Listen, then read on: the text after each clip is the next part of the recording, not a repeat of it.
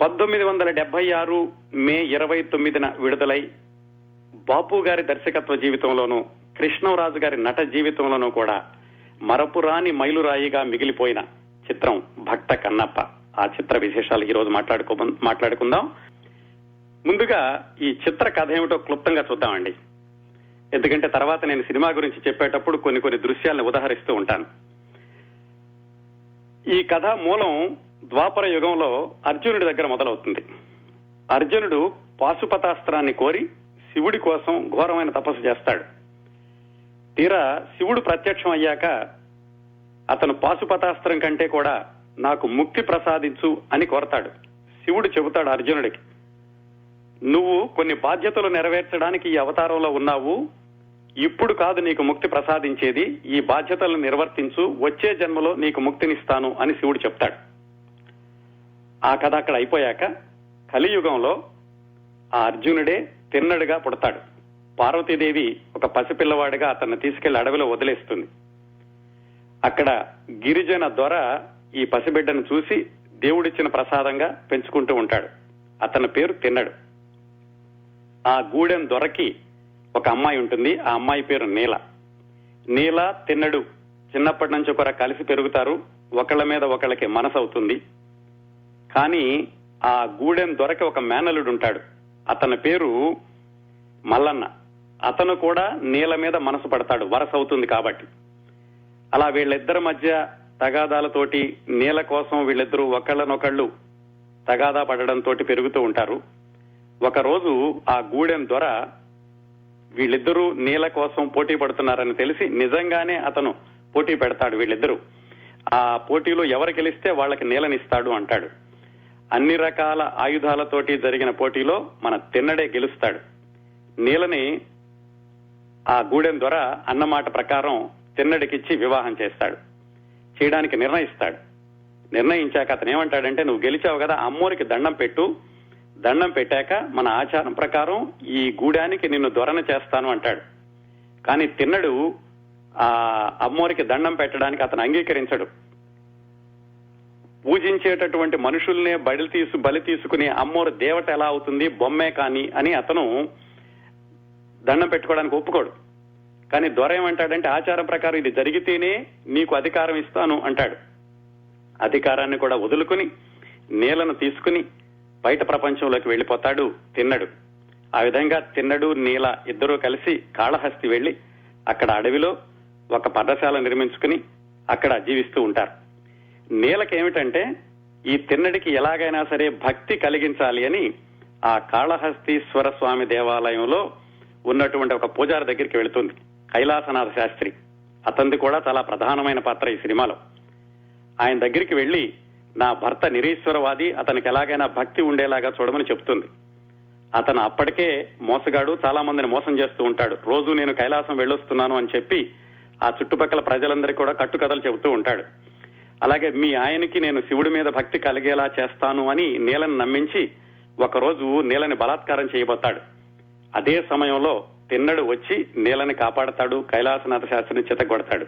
ఆ సంఘటన అక్కడ అయ్యాక ఒక శివరాత్రి రోజు తిన్నడు రోజులాగానే అడవిలోకి వేటాడడానికి వెళతాడు. అయితే నీల చెబుతుంది, ఈ రోజు శివరాత్రి, ఈ రోజు భోజనం చేయకూడదు, కనీసం ఈ రోజైనా నువ్వు అడవిలో వేటకు వెళ్లడం మానేసేయని. శివుడు లేడు, ఏమీ లేడు, నేను ఎలాగైనా వేటకు వెళ్ళడమే అని చెప్పి ఇతను అడవిలోకి వెళతాడు. అతనికి ఆ రోజు ఎంత వేటాడినా గానీ ఏ జంతువు దొరకదు. అలసి సొలసి పడిపోయినప్పుడు శివుడు మారువేషంలో వచ్చి అతనికి ఇలా ఈ రోజు శివరాత్రి అని చెబుతాడు. ఇద్దరి మధ్య వాగ్వివాదం జరుగుతుంది, శివుడు దేవుడా కాదా అని.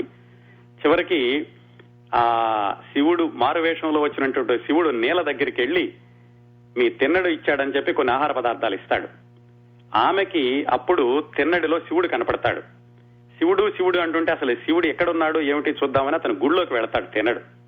వెళ్లి గర్భగుడిలో ఆ శివలింగాన్ని పెకలించబోయి కౌగిలించుకోగానే శివుడు ప్రత్యక్షమవుతాడు. ఆ క్షణం నుంచి తిన్నడికి శివుడి మీద గాఢమైన భక్తి ఏర్పడుతుంది. భక్తి ఏర్పడి ఇంకా ఆ శివలింగానికే అతను అడవిలో తెచ్చినవన్నీ పెడుతూ ఉంటాడు. కైలాసనాథ శాస్త్రి ఇది చూస్తాడు. అప్పటికే ఈ తిన్నడి చేతిలో తన్నులు తిని ఉన్నాడు కదా, ఇతన్ని ఎలాగైనా సరే ప్రజల మధ్య దోషిగా నిలబెట్టాలి అని ఒక చంద్రహారం పోతే ఆ దొంగతనాన్ని ఈ తిన్నడి మీద మోపి ఇతనే గుళ్ళో నుంచి దాన్ని దొంగిలించాడు అని చెప్తాడు. అయితే ఆ కైలాసనాథ శాస్త్రి కొడుకు కాశీ అని ఉంటాడు. అతను మంచివాడు.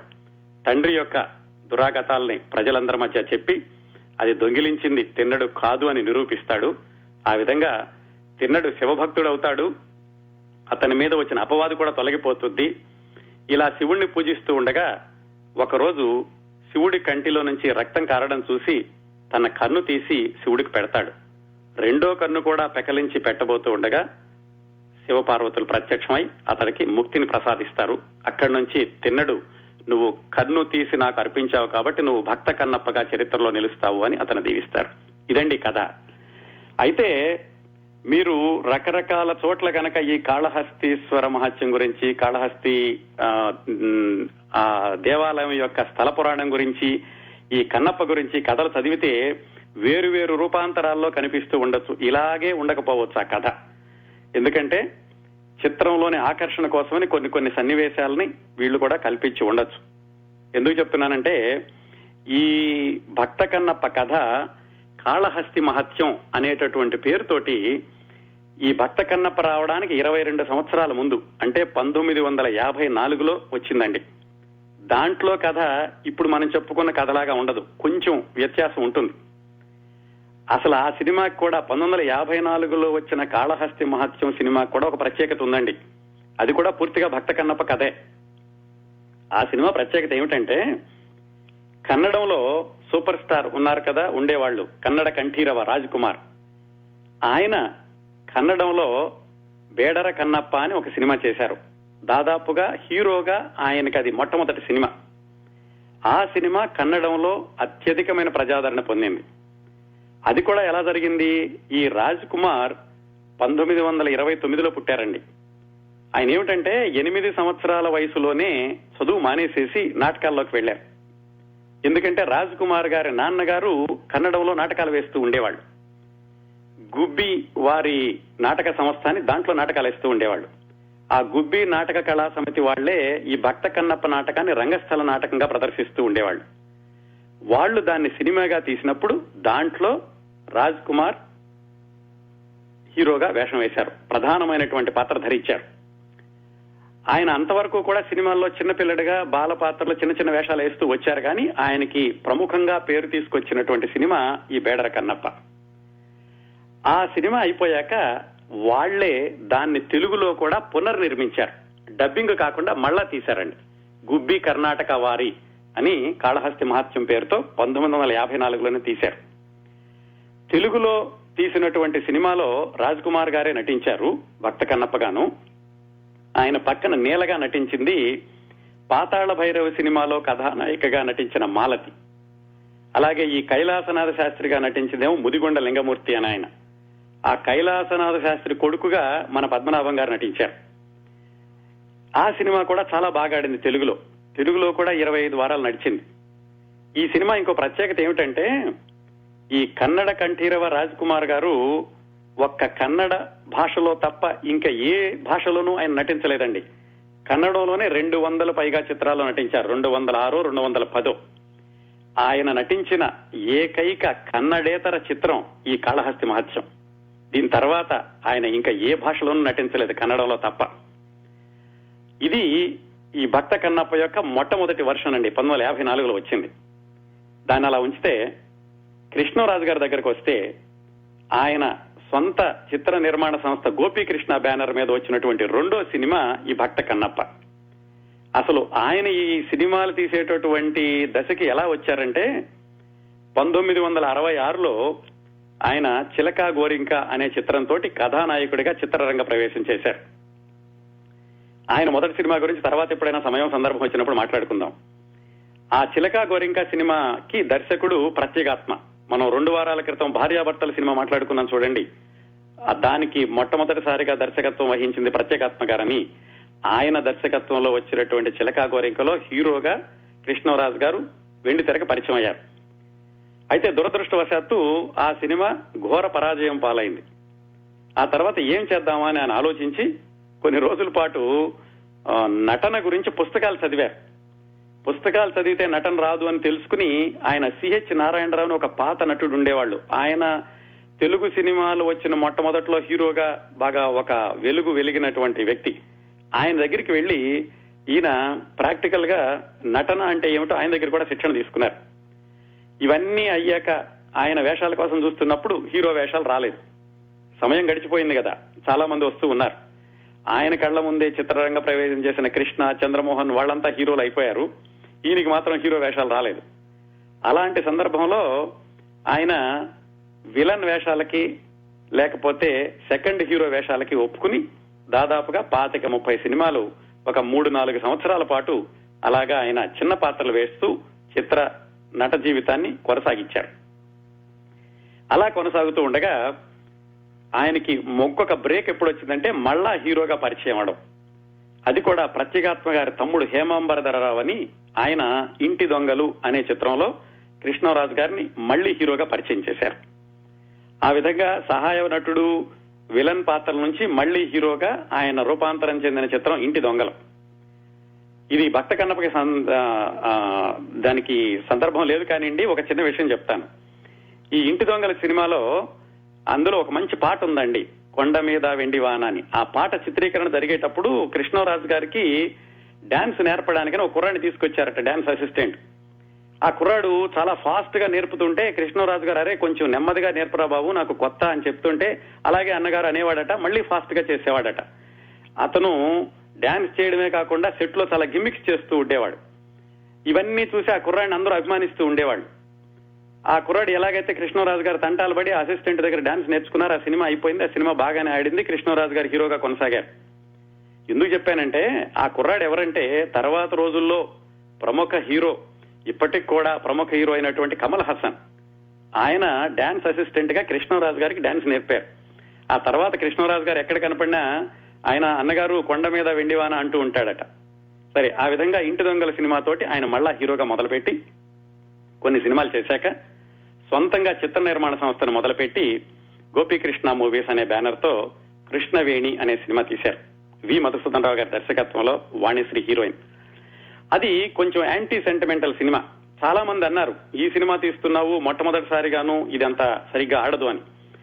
కానీ ఆ సినిమా సినీ పండితుల యొక్క అంచనాలను తలకిందులు చేస్తూ చాలా బాగా ఆడింది. ముఖ్యంగా మహిళా ప్రేక్షకులు విపరీతంగా ఆదరించారు.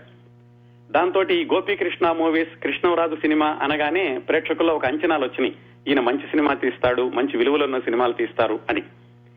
ఆ సినిమా అయిపోయాక మళ్ళా వెంటనే రెండో సినిమా మొదలు పెట్టలేదు ఆయన. మళ్ళా ఒక 2 సంవత్సరాల పాటు గ్యాప్ తీసుకుని ఒక 10-15 సినిమాలు బయట సినిమాల్లో చేసి హీరోగా అప్పుడు గోపీకృష్ణ బ్యానర్ మీద రెండో సినిమా ఈ భక్త కన్నప్ప మొదలు పెట్టారు. ఇదంతా 1975 ప్రాంతాల్లో అనుకోండి. ఈ సినిమా మొదలు పెట్టినప్పుడు ఆయనకి చదువుకునే రోజుల నుంచి కూడా ఏదైనా జానపద పౌరాణిక చిత్రం చెయ్యాలి అని, ముఖ్యంగా ఈ భక్త కన్నప్ప చెయ్యాలి అని ఉండేదట. అందుకని వీళ్ళు రెండో సినిమా పౌరాణిక చిత్రం అనుకోగానే భక్త కన్నప్పని ఎన్నుకుని స్క్రిప్ట్ రాయించుకుని మొట్టమొదటి సినిమాని విజయవంతం చేసిన దర్శకుడు వి మధుసూదన్ రావు గారినే దీనికి కూడా దర్శకుడిగా అనుకుని చిత్రం యొక్క ప్రయత్నాలు ప్రారంభించారు. అయితే ఏవో కారణాల వల్ల వి మధుసూదన్ రావు గారితో మొదలుపెట్టినటువంటి ప్రాజెక్టు ముందుకు కొనసాగలేదు. కొనసాగనప్పుడు ఎలాగైనా ఈ సినిమా తీయాలి, వి మధుసూదన్ రావు గారు లేరు, అప్పుడు ఎవరు దొరుకుతారు ప్రత్యామ్నాయంగా దర్శకుడు అనుకున్నప్పుడు కృష్ణరాజు గారికి పర్సనల్ మేకప్ మ్యాన్ జయకృష్ణ అని ఒక ఆయన ఉండేవాళ్ళు. ఆయన తర్వాత మన ఊరు పాండవుల్లో నిర్మాత కూడా. ఆయన కృష్ణరాజు గారికి చెప్పారు, బాపు రమణ గారు ఉన్నారండి, మొన్నే ముత్యాల ముగ్గు తీశారు, అది విపరీతంగా ప్రజాదరణ పొందింది, వాళ్ళ దగ్గరికి వెళ్లి అడుగుదాము అని. కృష్ణరాజు గారి తమ్ముడు దీనికి అఫీషియల్ గా నిర్మాతగా ఉన్న ఆయన జయకృష్ణ గారు వెళ్లి బాపు రమణల గారిని అడిగారు.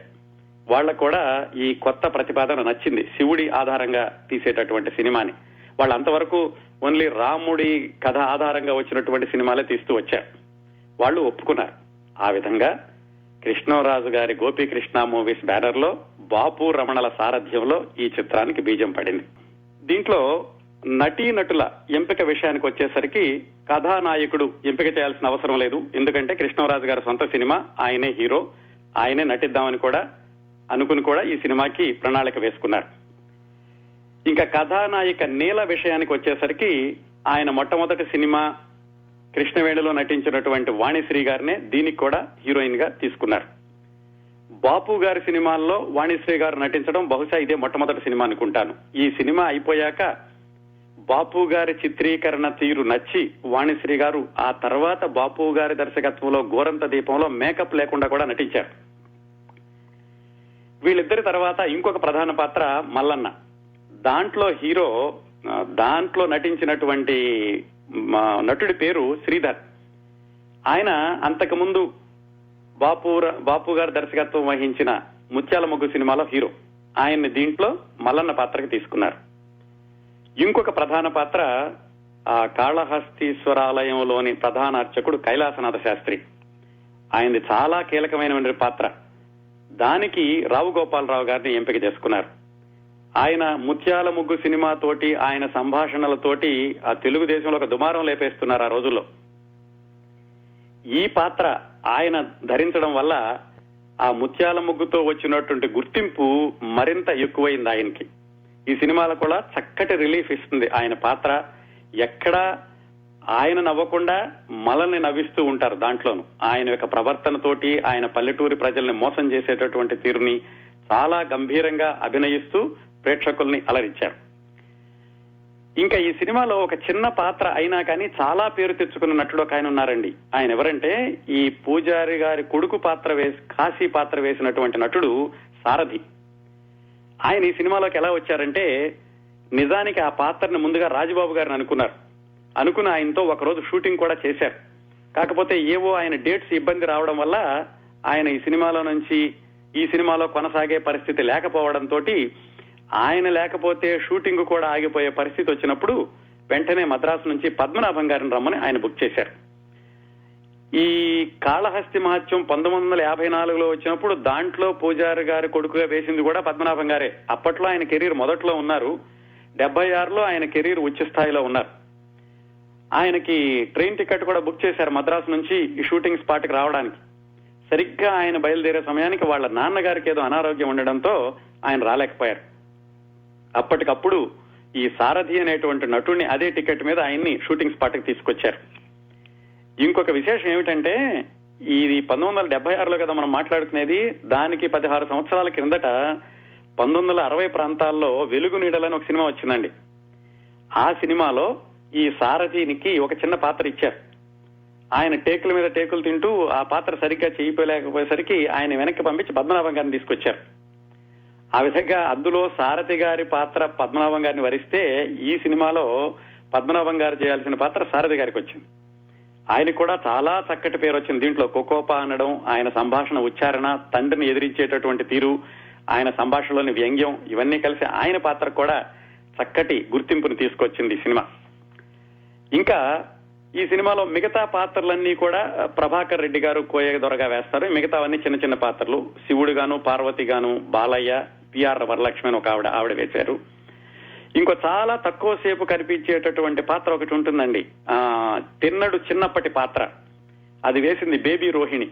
బేబీ రోహిణి అంటే తర్వాత రోజుల్లో హీరోయిన్ అయ్యి, అలాగే గీతాంజలి, శివ చిత్రాల్లో కథానాయికలకి గాత్రదానం చేసి మొన్న మధ్యన వచ్చిన వెల్కమ్ ఒబామా సినిమాకి మాటలు రాసిన ఆవిడ ఈ సినిమాలో బాల నటిగా చిన్నప్పటి తిన్నడి పాత్ర వేశారు. ఆ విధంగా నటీనటులందరూ సిద్ధమయ్యారండి. ఇంకా బాపు గారు రాసేది రమణ గారే. బాపు గారు అనగానే స్క్రిప్ట్ రైటింగ్ రమణ గారే ఉంటారు. రమణ గారి సంభాషణల యొక్క పదును గురించి మళ్ళీ మాట్లాడుకుందాం. ఇంకా తర్వాత దీంట్లో చాలా కీలకమైనటువంటి ఇంకొక శాఖ సంగీతం. దానికోసం ముందుగా ఆదినారాయణరావు గారిని అనుకున్నారు. ఆయన సంగీత దర్శకత్వంలో పాటలు కూడా మొదలు పెట్టారు. అయితే ఆయన అనారోగ్యం కారణంగా ఆయన సంగీత దర్శకుడిగా కొనసాగలేక ఆయన దగ్గర చాలా సంవత్సరాలుగా శిష్యుడిగా పనిచేసిన సత్యం అనే ఆయన్ని దీనికి సంగీత దర్శకుడిగా ఆయనే సూచించారు. సత్యం గారు ఈ సినిమాకి సంగీత దర్శకత్వాన్ని కొనసాగించి మిగతా పాటలన్నిటికీ ఆయన స్వరాలు కట్టారు. నేపథ్య సంగీతం కూడా సత్యం గారే. ఆ విధంగా ఆదినారాయణరావు గారు, సత్యం గారు 2 పేర్లు కూడా ఉంటాయి దీంట్లో సంగీత దర్శకులు అన్న విషయానికి వచ్చేసరికి. ఆ విధంగా స్క్రిప్ట్ రెడీ అయింది, నటీనటులు సిద్ధమయ్యారు, సంగీత దర్శకుడు స్వరాలు సిద్ధమైనవి. పాటలు రాయడానికి బాపు గారు, రమణ గారు అనగానే సహజంగా ఆరుద్ర గారు ఉంటారు. వాళ్ళకి పాటలు రాసేటటువంటి కాంబినేషన్. ఆయన దీంట్లో 5 పాటలు రాశారు. సి నారాయణ రెడ్డి గారు కూడా 1, 2 రాశారు. దాని తర్వాత దీంట్లో ఒక కొత్త రచయితని వీరు పరిచయం చేశారు, వేటూరి సుందరరామమూర్తి గారు. ఆయన అంతకుముందు విశ్వనాథ్ గారు ఓ సీత కథలో ఒక హరికథ రాశారు. తర్వాత ఈ సినిమాలో 3 పాటలు రాశారు. అందుకని వేటూరి సుందరరామమూర్తి గారు మొట్టమొదటి సినిమా ఏమిటి అంటే లెక్క ప్రకారం అయితే ఓ సీత కథ అనాలి. ఎక్కువ పాటలు రాసి గుర్తింపు తెచ్చుకున్న సినిమా అంటే భక్త కన్నప్ప అనాలి. ఈ బాపు రమణ గారు మొట్టమొదటిసారిగా కృష్ణరాజు గారు తయారు చేసిన స్క్రిప్ట్ ని టేక్ ఓవర్ చేసినప్పుడు ఈ కిరాతార్జునీయం అనేటటువంటి కథను కూడా కలిపారు. ఈ సినిమా మొట్టమొదట్లో వచ్చేది. ఆ కిరాతార్జునీయం ఆ ఎపిసోడ్ మొత్తాన్ని వేటూరి సుందరరామమూర్తి గారు అత్యద్భుతంగా రాశారు. ఇప్పటికి కూడా అది విని అందులో పద సౌందర్యాన్ని, పద చాతుర్యాన్ని పరిశీలిస్తే వేటూరి సుందరరామమూర్తి గారు పువ్వు పుట్టగానే పరిమళిస్తుంది అన్నట్టుగా ఆయన మొట్టమొదటి సినిమాలోనే ఆయన ప్రభావాన్ని అంతటినీ చూపించారు. దీనిలో 3 పాటలు రాసిన వేటూరి సుందరరామమూర్తి గారు ఆ తర్వాత 6 నెలలకు వచ్చినటువంటి సిరిసిరిమవ్వలో పాటలు అన్నీ రాసి దాంతో ఇంకా తెలుగు చలనచిత్రంలో ఒక ప్రభంజనాన్ని సృష్టించారు. అందుకని చాలా మంది వేటూరి సుందరరామమూర్తి గారు అనగానే సిరిసిరిమవ్వ ఆయన మొదటి సినిమాని చాలా చోట్ల ప్రస్తావించడం జరుగుతుంది. కాకపోతే సినిమాలు విడుదలైనటువంటి తేదీల ప్రకారం చెప్పుకోవాలంటే 1976 మేలో భక్త కన్నప్ప వస్తే 1976 డిసెంబర్లో సిరిసిరిమవ్వ వచ్చింది. కాబట్టి వేటూరి సుందరరామమూర్తి గారి మొదటి సినిమా భక్త కన్నప్పే అని చెప్పుకోవాలి. ఆ విధంగా పాటలు, మాటలు, నటీనటులు, సాంకేతిక నిపుణులు అందరూ సిద్ధమయ్యారండి. ఇంకా ఈ సినిమా షూటింగ్ విషయానికి వచ్చేసరికి బాపు రమణ గారికి సినిమాలు ఎక్కువగా బయట తీయడం అలవాటు. అవుట్డోర్ లో వాళ్ళ మొట్టమొదటి సినిమా సాక్షి దగ్గర నుంచే వాళ్ళకి అలవాటు ఉండేది. అయితే పౌరాణిక సినిమాలు అవుట్డోర్ షూటింగ్ చేయడం అంటే కొంచెం కష్టసాధ్యమైనటువంటి పని. అందుకని పౌరాణికం అనగానే సాధారణంగా స్టూడియోలనే ప్రాధాన్యత ఇస్తూ ఉంటారు. ఈ సినిమాకి మాత్రం ఎలాగైనా సరే దీన్ని బయటే తీయాలని పశ్చిమ గోదావరి జిల్లాలో పట్టిసీమ, గూటాల, బుట్టాయిగూడెం అలాంటి ప్రదేశాలను ఎన్నుకున్నారు. ఈ బుట్టాయిగూడెంలో కరాటం కృష్ణమూర్తి గారిని ఒక పెద్ద మనిషి ఉండేవాళ్లు. ఆయన ఎక్కువ సహాయ సహకారాలు అందించారు. దీనికి జంగారెడ్డిగూడెం నుంచి ఒక 10 కిలోమీటర్ల దూరంలో ఉంటుంది ఈ బుట్టాయిగూడెం అనేది. అక్కడ ఒక అడవి ఉంది. అక్కడ నుంచి ఇంకో 15 కిలోమీటర్లు ఉంటుంది అడవి. ఆ బుట్టాయిగూడెం దగ్గర నుంచి 15 కిలోమీటర్ల దూరంలో ఉన్న అడవికి ఒక రోడ్డు వేసి కేవలం ఈ షూటింగ్ కోసమని మకాం మాత్రం ఆ అడవిలోనే ఏర్పాటు చేశారు. మొత్తం జనరేటర్లు అన్ని పెట్టుకున్నారు. ఈ సినిమాలో కొన్ని చోట్ల సెలయేరు కనిపిస్తూ ఉంటుంది, కొన్ని చోట్ల చిన్న చిన్న వాగులు కనిపిస్తూ ఉంటాయి. ఆ సెలయేరు అయితే ఎక్కడో సహజ సిద్ధంగా ఉన్న చోట తీశారు, కానీ ఈ వాగులు చిన్న చిన్న వాగులు రావడానికని మోటార్లతోటి వాళ్ళు నీళ్లు తెప్పించి అలా ప్రవహింపచేసి కావాల్సినట్టుగా ఆ సెట్టింగ్ ని సిద్ధం చేసుకున్నారు. ఇంకోటి, ఆ అడవిలోనే అందరికీ కూడా వసతి ఏర్పాటు చేశారట. మొత్తం 500 మంది ఈ 70 రోజులు అక్కడ అవుట్డోర్ షూటింగ్ లో ఉన్నారు. రోజు షూటింగ్ అయిపోగానే సాయంకాలం 5 గంటలకు 6 గంటలకు షూటింగ్ ముగించేయడం, వాళ్ళకి వినోద కార్యక్రమాలు, తప్పెటగుళ్ళు, బుర్రకథలు ఇలాంటివన్నీ ఏర్పాటు చేసి 9 గంటలకల్లా మళ్ళా ఎవరికి వాళ్ళు నిద్రపోయి పొద్దున్నే 5 గంటలకల్లా లేచి మళ్ళా 7 గంటలకల్లా షూటింగ్ స్పాట్ లో ఒక పిక్నిక్ లాగా 70 రోజుల పాటు ఆ బుట్టాయిగూడెంలో అవుట్డోర్ షూటింగ్ చేశారు. ఆ అడవిలోనే మనం ఈ సినిమాలో ఎక్కువగా చూసేటటువంటి ఎరీనా సెట్ ఒకటి ఉంది. పెద్ద అమ్మవారి విగ్రహం ఉంటుంది చూడండి. దానికోసమని ఒక 5 ఎకరాల స్థలంలో చాలా తాడి చెట్లు కొట్టేసి 90 అడుగుల ఎత్తులో అమ్మవారి విగ్రహాన్ని పెట్టారు. ఆ అమ్మవారి విగ్రహానికి ఎదురుగుండా ఒక పెద్ద ఆశ్రమాన్ని కట్టించి దాన్ని గూడెం దొర నివాసం అన్నారు.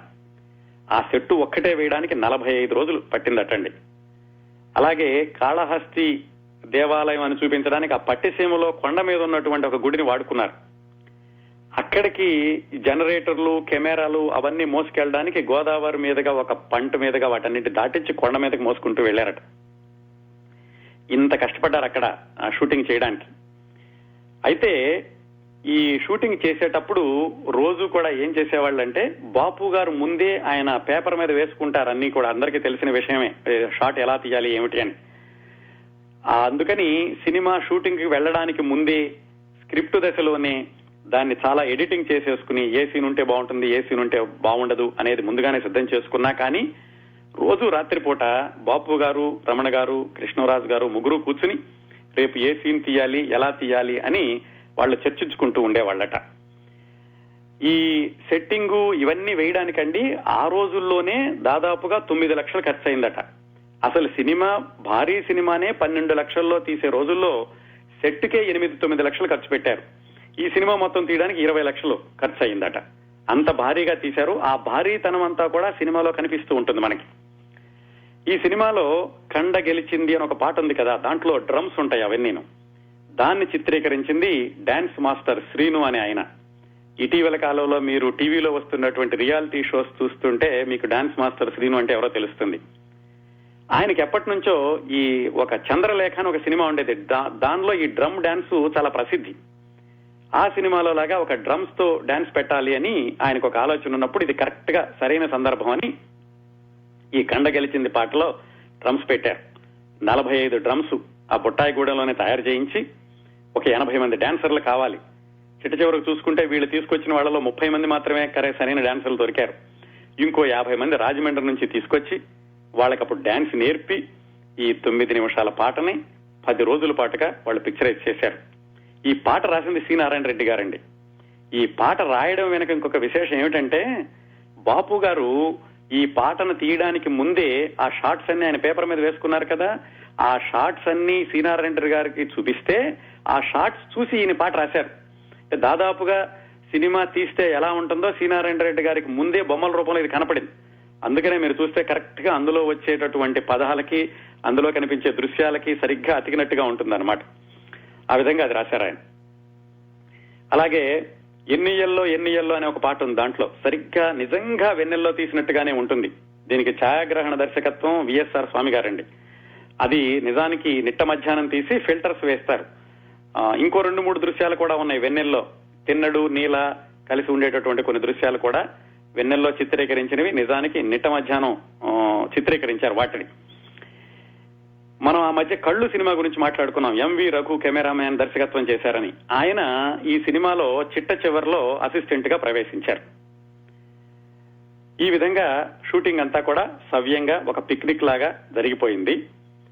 ఇంకా ఈ క్లైమాక్స్ లో శివలింగానికి కళ్ళు తీసి ఈ తిన్నడు కళ్ళు పెడతాడు కదా, ఆ లోపల కళ్ళు కదులుతూ ఉంటాయి.